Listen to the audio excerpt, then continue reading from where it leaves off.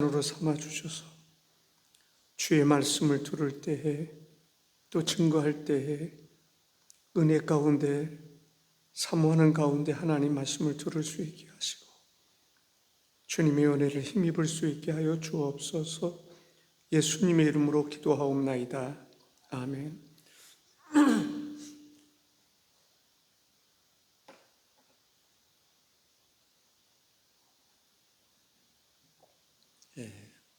목소리가 좀 이상한 것 같으네요. 우리가 빌립보서를 나가게 되는데 아마 이렇게 나가면 내년 한 중간 정도까지 나가야 빌립보서 나가지 않을까 그런 생각이 듭니다. 내가 기도하노라, 바울의 말입니다. 바울은 빌립보 교회를 위해서 특별히 기도를 많이 했던 것을 알 수가 있습니다. 물론 빌립보 교회만을 위해서 기도하는 건 아닙니다. 많은 기도를 하지만 빌립보 교회를 위해서도 그렇게 많이 했다, 그 말씀입니다. 바울 사도는 늘 어떤 마음을 가지고 살았냐면 나는 그리스도 예수의 종이다, 종이라는 생각을 가지고 있었습니다. 종이라고 하는 말은 노예다라는 말입니다. 노예와 같이 주인의 절대적인 명령에 절대적인 순종을 하는 그런 사람인 것을 스스로가 느끼고 그러한 삶을 끝까지 변함없이 살았다는 것입니다. 우리가 목사가 되고 장로가 되고 집사가 되고 그랬을 때 어떤 마음을 가져야 되겠습니까?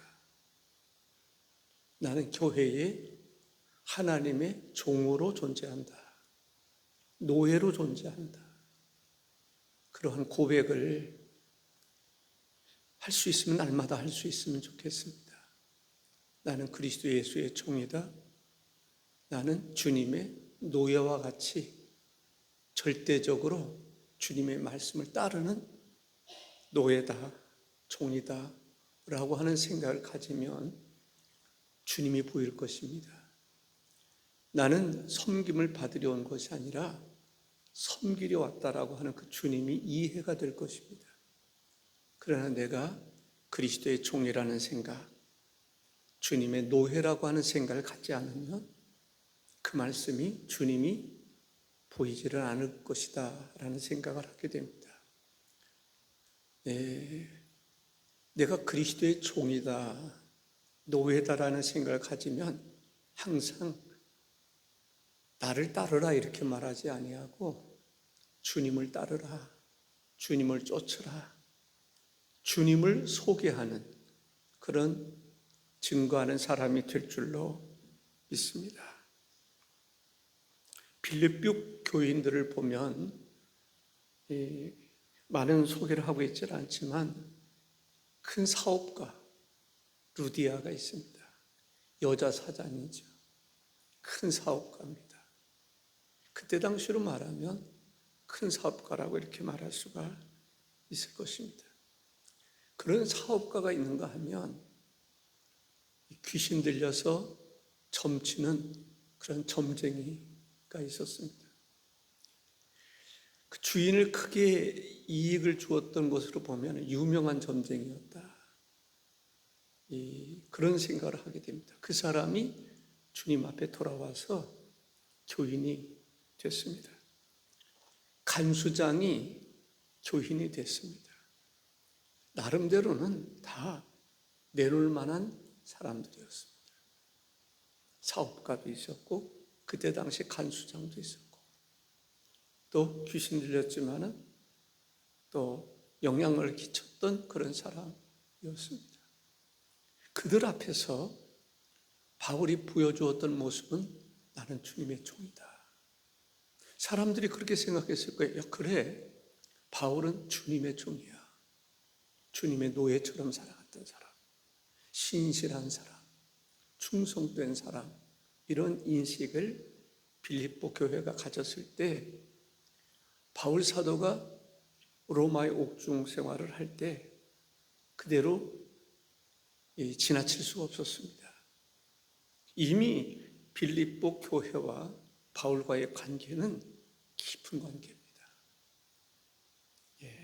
다 이 빌립보 교회 성도들은 하나님을 영적으로 깊이 체험했던 사람들이라고 말할 수가 있습니다. 하나님께 헌신했던 사람이라고 말할 수 있습니다. 어지간한 사람 같으면 누가 감옥에 갇혔다 그러면 자기도 또 혹시 오해를 받을 수도 있고 또 손해를 볼 수 있기 때문에 모르는 척할 수 있습니다. 그런데 빌립보 교회는 그렇게 하지 않았습니다. 직접 이 에바브로티도를 통해서 찾아뵙게 하고 또 옥중 생활을 하면서 필요로 한 또 선교를 위해서 필요로 한 것을 위해서 헌금을 모아서 갖다 주었고 물품도 갖다 주었습니다. 참 아름다운 관계라고 이야기할 수 있습니다.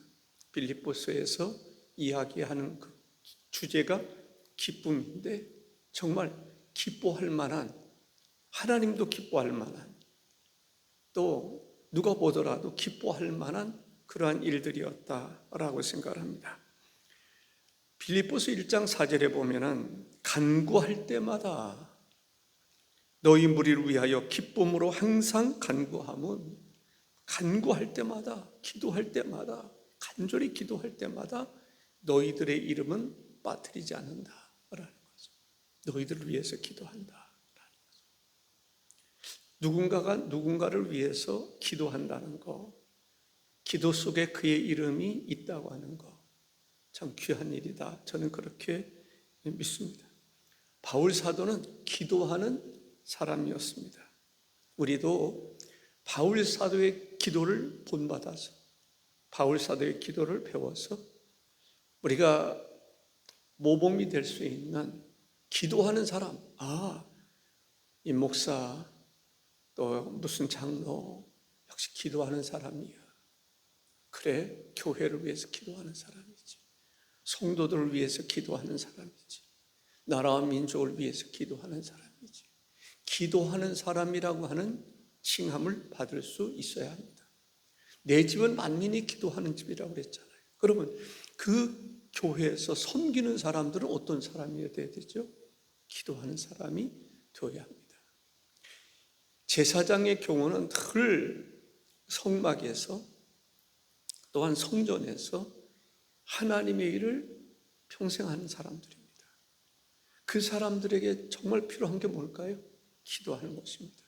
사무엘이 기도했던 것처럼, 다윗이 기도했던 것처럼, 정치를 하든지 영적인 제사장직을 감당하든지 기도 외에는 정말 대안이 없을 정도로 기도는 필수적이다라고 하는 것을 볼 수 있습니다. 첫 번째 9절에 보면 내가 기도하노라 너희 사랑을 지식과 모든 총명으로 점점 더 풍성하게 하사. 첫째 기도 제목 뭐냐면 사랑이 더 풍성해지기를 기도한 거예요. 물론 빌립보 교회 사랑이 있습니다. 뭐라고 그러냐면 그거 가지고 안 돼. 사랑이 더 풍성해져야 돼 라고 하는 말입니다. 여러분들이나 우리 모두에게 주님이 주시는 말씀이라고 생각을 하시면 이때까지 내가 교회를 사랑하고 또 성도들을 사랑했던 그 사랑 가지고는 안 돼. 더 풍성한 사랑, 그 사랑을 위해서 바울이 기도했듯이 우리도 기도해야 된다라는 거죠. 근데 사랑이라고 하는 것에 대해서 얘기할 때 지식과 모든 총명으로, 사랑은 지식이 있어야 됩니다. 어떤 지식입니까? 신령한 지식이 있어야 돼요. 하나님의 성령께서 주시는 그러한 신령한 지식, 때로는 말씀이라고 볼 수가 있습니다. 사랑을 하더라도 말씀 안에서 사랑해야지. 세상적인 사랑이 아니란 말이죠. 세상적인 사랑, 세상적인 지식을 가지고는 풍성한 사랑을, 그리스도의 사랑을 이루어갈 수가 없습니다. 그래서 우리는 하나님의 말씀에 대한 바른 이해가 있어야 된다. 모든 힘이 어디서부터 옵니까? 말씀으로부터 온다고 생각하면 돼요. 말씀이 없으면 내 백성이 지식이 없어서 망한다. 하나님 말씀이 없으니까 망하는 것입니다. 말씀이 우리를 이끌어야 되는데 말씀이 내 안에 없으면 누가 나를 이끕니까? 내가 나를 이끌려고 그래요. 내가 가지고 있는 지식, 내가 가지고 있는 경험, 내가 가지고 있는, 알고 있는 거 가지고 나를 이끌어간단 말이죠. 아닙니다. 하나님의 지식, 하나님의 말씀이 나를 이끌어가고 하나님의 성령께서 나를 이끌어갈 수 있는 그러한 성도가 되어야 될 줄로 믿습니다. 아멘. 아멘입니다. 하나님의 말씀이 나를 이끌어가야 돼요. 하나님을 아는 지식이 나를 이끌어갈 수 있어야 돼요. 지식이 없으면 진정한 믿음도 제대로 가질 수 없고요. 지식이 없으면 사랑도 사랑할 수가 없어요. 하나님의 말씀, 신령한 지식이 없으면 사랑하더라도 제 소견에 옳은 대로 사랑하는 거죠. 자기 기준으로 사랑하는 거죠. 그것은 세상의 사랑 가지고는 안 돼요. 세상의 사랑 가지고는 인간을 구원할 수가 없어요. 요한복음 3장 16절에서 볼 수 있는 것처럼 하나님이 세상을 이처럼 사랑하셨어요. 그 사랑은 태초에 말씀이 계시니라. 말씀이 육신이 되어 우리 가운데 임하셨다라고 하는 말씀처럼 그 사랑은 어디에 근거를 하고 있어요? 말씀입니다. 말씀에 의한 사랑, 말씀이 바르게 주어졌을 때 사랑도 풍성한 사랑을 할 수 있는 거예요. 정말 아카페적인 사랑을 할 수 있는 거예요. 그리스도의 사랑을 할 수 있는 거예요. 지금 여기서 이야기하고자 하는 것은 다른 사랑이 아니라 주님이 원하는, 내 위로는 하나님 사랑하고 이웃을 사랑하라고 하는 그 사랑이 풍성해져야 돼. 점점 더 풍성해져야 된다는. 그러기 위해서는 지식이 있어요. 그 지식은 하나님의 말씀을 두고 하는 말인데 예수님이 이렇게 말씀을 하셨어요. 요한복음 14장 6절에 예수께서 이르시되 내가 곧 길이요 진리요 생명이니 나로 말미암지 않고는 아버지께로 올 자가 없느니라. 내가 곧 길이요 진리라고 말씀하고 있습니다. 하나님을 아는 지혜, 지식이 정말 필요하다. 사랑하는 성도 여러분, 하나님을 아는 지식이 있으면 세상이 보이는 것입니다. 하나님을 아는 지식이 있으면 세상이 보여지는 거예요. 가야 갈 길을 볼 수 있습니다. 저는 이승만 대통령을 생각할 때 그가 형무소에서 죽을 수밖에 없었지만 성령의 불을 받았잖아요. 성령의 능력을 받았잖아요. 그 뒤부터 달라지는 거예요. 미국에서 하버드, 예일, 프린스턴 그 세 곳에서 공부했나요? 근데 5년 동안 석사, 학사, 석사, 박사를 5년 동안 다 받은 거예요. 미국 역사에도 그런 인물들이 거의 없대요. 5년 동안에 학사, 석사, 박사를 공부 다 한 사람, 더군다나 미국 사람도 아니고 한국 사람이. 그런데 그 논문으로 보는 최고의 논문. 그걸 어디로부터 오는 거라고 생각합니까? 저는 하나님께로부터 왔다라고 생각을 하는 거예요. 놀랍지 않습니까? 그 사람이 정치를 한 것을 보면은 마치 하나님이 역사를 이루어가는 것처럼 정치를 했던 것을 볼 수 있습니다. 이승만이 없었더라면 대한민국은 자유를 누릴 수가 없었어요. 그 사람이 논문 가운데 하나가 그때 당시 일본하고 미국하고는 가까운 사이라면 가까운 사이인데, 일본이 미국을 공격할 거라, 전쟁을 할 거다, 어디를 공격할 거다라고 말했을 때 미국의 학자들이 이승만을 뭐라고 생각했겠어요? 또라이다. 일본이 미국을 공격한다고, 하와이를 공격한다고, 이거 말 같지도 않은 이야기처럼 들렸을 겁니다. 그런데 정확했습니다. 어떻게 정확할 수 있었을까요? 하나님이 주시는 지식이 그에게 있었기 때문에 그런 것입니다. 역사를 바라볼 때 하나님의 영이 함께하는, 저는 그런 면에서 한국이, 저는 중국을 지투국가라고 하는 나라는 대한민국밖에 없어요. 중국을 지투국가라고 부르는 나라가 없는데 한국만 중국이 대단한 국가라고 생각하는데요. 이 중국 박사는 그런 얘기를 해요. 그런 이야기 같아요. 한국이 하나님 편에 온전히 서고 미국이 하나님 편에 서고 그러면 한국이 지투국가가 될 거다.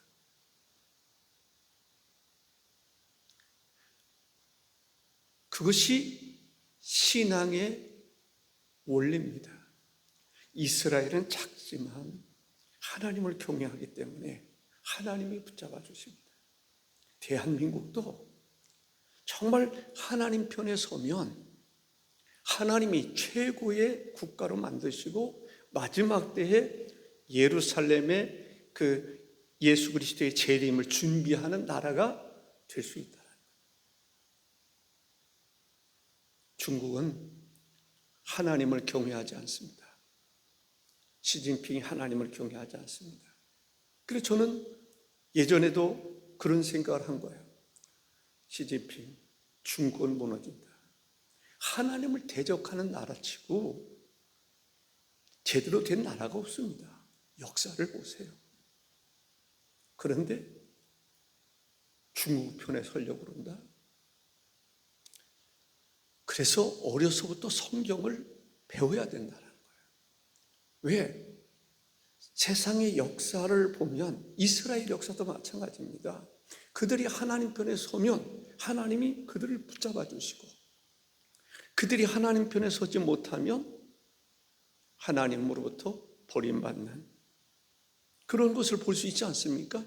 사사시대뿐만 아닙니다.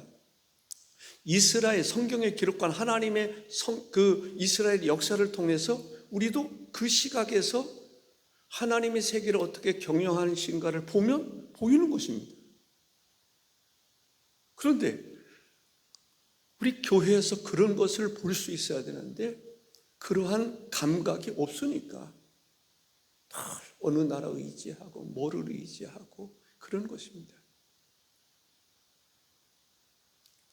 하나님을 바라보라. 하나님은 어떤 하나님이십니까? 위대하신 하나님, 우주 만물을 창조하신 하나님. 바벨론의 포로로 끌려갔을 때 절망적이었지만 꿈꾸는 것 같이 돌아오게 하시는 하나님. 그 하나님을 바라보면 120명의 마가의 다락방에 모였던 사람들에게 있어서 꿈이 뭐예요? 세계복음화입니다. 어떻게 120명이 그런 꿈을 꿀 수 있을까? 하나님 안에서 봅니까? 모세 손에 붙잡힌 지팡이만 가지고도 하나님이 역사를 하셨단 말이죠. 그러면 우리 금성교회 장로들만 하나님 앞에 성령의 불 받으면 걱정할 게 없는 것입니다. 왜? 보는 게 달라요. 느낌이 달라요. 하나님을 느끼는 것이 다르단 말이죠. 사랑으로 풍성해지는, 점도 더 왕성하고 풍성해지기 위해서는 하나님 말씀을 떠나면 풍성한 하나님의 그 은혜를 경험할 수 없는 것입니다. 총명함도 마찬가지입니다. 말씀과 총명함, 지식과 모든 총명함, 이것도 하나님에 의해서 이루어지는 것입니다. 총명해야 하나님의 뜻이 뭔지를 분별할 수 있는 것입니다. 우리가 하나님 말씀을 가져야 됩니다. 그리고 하나님의 뜻을 분별할 수 있어야 돼요.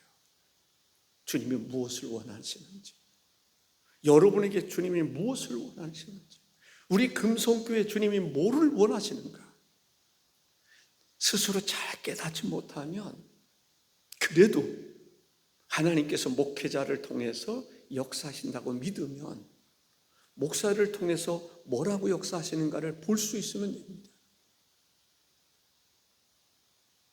그래서 내가 깨달음이 없으면 순종이라도 합니다. 모세에게 순종했던 것처럼 여러분 스스로에게 하나님의 은혜가 있어서 하나님의 뜻을 분별할 수 있기를 원합니다. 그래서 우리 모두가 같은 뜻, 같은 마음을 가지고 일할 수 있기를 바랍니다. 그러나 여러분에게 그러한 분별력이 없다라고 했을 때, 부족했다라고 했을 때 지도자를 따르는 것이 성경의 원리입니다. 자기도 깨닫지 못하고 따르지도 못하면 향방 없이 살아가는 사람들입니다. 오합지졸이 되어 살아갈 수밖에 없습니다. 교회는 하나 될 수 없습니다. 하나님의 뜻을 이루어갈 수 없습니다. 기적을 경험할 수가 없습니다. 여러분들 하나님 앞에 한 사람 한 사람이 진지한 마음으로 기도하고 그래서 하나님의 음성을 듣기를 바랍니다. 하나님의 뜻을 깨달을 수 있기를 바랍니다. 그 깨달음이 없으면 풍성한 하나님의 사랑을 경험할 수 없는 것입니다. 한순간에 이루어지는 것이 아닙니다. 점점 더 왕성해지는 것입니다. 하나님의 사랑이 왕성해지기 위해서는 사랑이라고 하는 것은 단지 그 사랑 속에는 엄청난 것이 내포되어 있는 것입니다. 교회에 사랑이 있어야 됩니다. 하나님의 큰 사랑이 있어야 됩니다. 놀라운 사랑이 있어야 됩니다. 그 사랑이 있기 위해서는 하나님 말하는 지식이 있어야 됩니다. 하나님의 뜻을 분별할 수 있는 총명함이 있어야 됩니다. 그러한 가운데서 하나님의 큰 사랑은 이루어지는 것이다 라고 말할 수 있습니다. 위로 하나님 사랑하라, 내 이웃을 내 몸같이 사랑하라. 무엇을 통해서 할 수 있습니까? 무엇을 통해서 할 수 있습니까? 하나님의 진리를 통해서, 하나님 우리에게 주시는 지식을 통해서 하나님을 어떻게 사랑할 것인가, 이웃을 어떻게 사랑할 것인가, 교회를 어떻게 사랑할 것인가, 나라를 어떻게 사랑할 것인가, 내 스스로를 어떻게 사랑할 것인가, 하나님의 사랑을 어떻게 실천할 것인가를 배울 수 있는 것입니다. 지식이 없으면 바람을 잡는 것과 같습니다. 지식이 없으면, 총명함이 없으면 모래를 잡는 것과 같습니다. 모래를 꽉 잡으면 뭔가 잡힌 것 같지만 놓으면 다 흩어지는 것입니다. 진정한 사랑, 하나님은 사랑이시다. 그 사랑 풍성해지기 위해서는 하나님을 아는 지식이 있어야 됩니다. 하나님의 뜻을 깨달을 수 있는 총명함이 있어야 되는 것입니다. 그것이 없으면 풍성한 사랑은 기대할 수 없습니다. 풍성한 사랑은 존재할 수 없음을 이야기하고 있습니다. 내가 기도하노라, 너희 사랑을 지식과 모든 총명으로 점점 더 풍성하게 하사라고 말합니다. 두 번째는 우리는 지극히 선한 것을 분별할 줄 알아야 됩니다. 지극히 선한 것이 무엇인지 분별할 수 있어야 돼요. 분별이라는 말은 옳고 그름을 분별하는 것을 말합니다. 잘못된 것을 분별하는 것도 필요할 수 있습니다. 필요한 것이죠. 그러나 지극히 선한 것을 분별하지 못하면 잘못된 것 아무리 분별해도 소용이 없습니다. 옳은 것이 무엇인지를 분별하는 것이 중요하다라는 것이죠. 로마서 12장 2절에 너희는 이 세대를 본받지 말고 오직 마음을 새롭게 함으로 변화를 받아 하나님의 선하시고 기뻐하시고 온전하신 뜻이 무엇인지 분별하도록 하라. 하나님의 선하시고 기뻐하시고 온전하신 뜻이 무엇인지를 분별해야지. 그 분별력이 없으면 이 세대를 본받을 수밖에 없는 것입니다. 주여, 솔로몬이 하나님 앞에 지혜를 구했던 것도 분별입니다.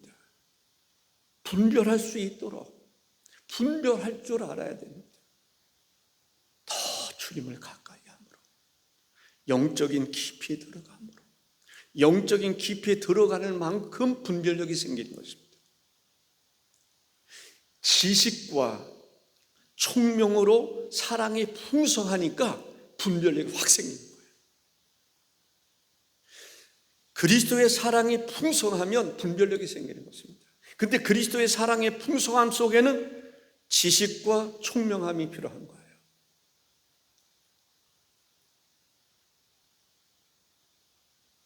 일부러 분별하려고 애쓰지 않아도 그냥 분별력이 생기는 그러한 성도가 될 수 있기를 바랍니다. 분별력을 가져야 돼요. 교회는 옳고 그름을 분별할 수 있어요.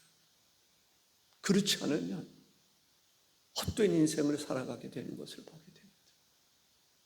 그 분별력을 어디서 옵니까? 사랑이 풍성할 때, 사랑이 점점 풍성한 교회는 분별력이 있는 것입니다. 사랑이 없는 교회는 분별력을 잃어버린 것입니다. 분별력을 잃어버렸기 때문에 사랑이 없는 것입니다. 지식도 없고 총명함도 없으니까 사랑의 풍성함이 없는 것입니다. 여러분들, 그것은 가정에서도 마찬가지입니다.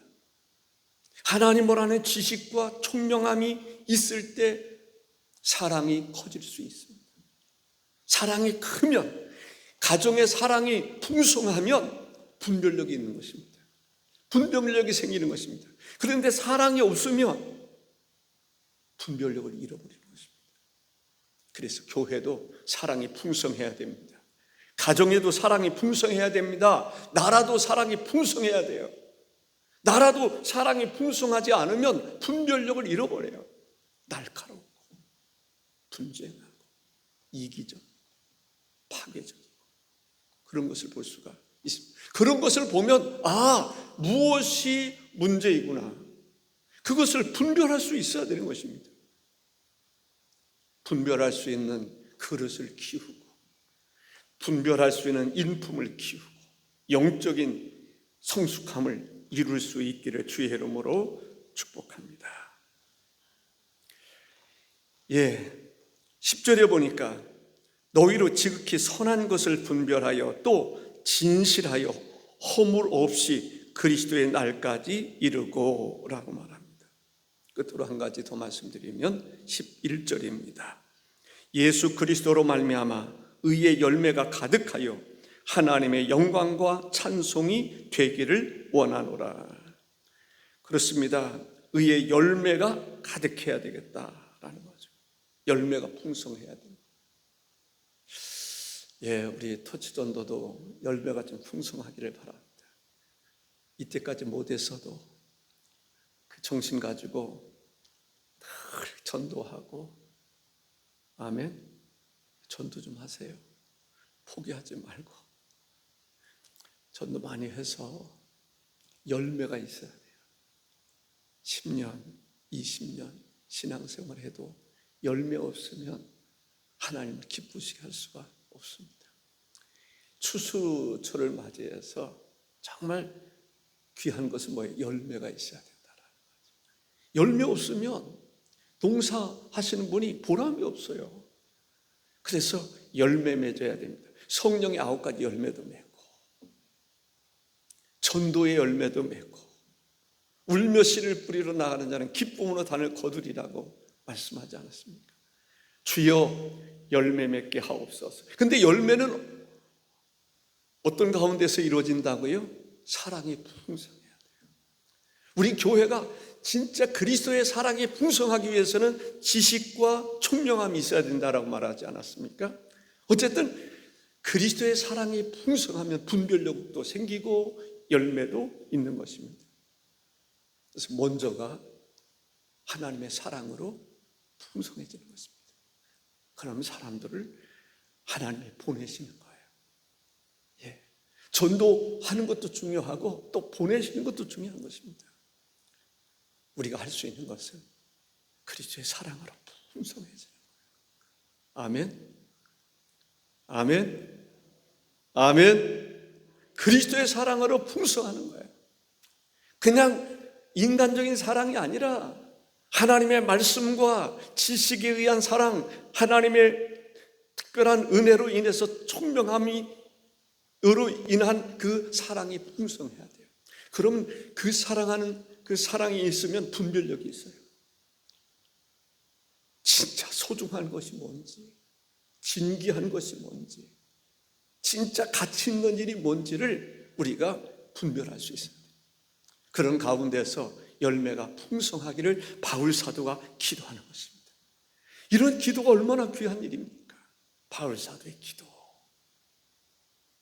빌립보 교회가 사랑 있는 교회입니다. 그런데 그거 가지고 안 돼요. 더 풍성해야 돼요.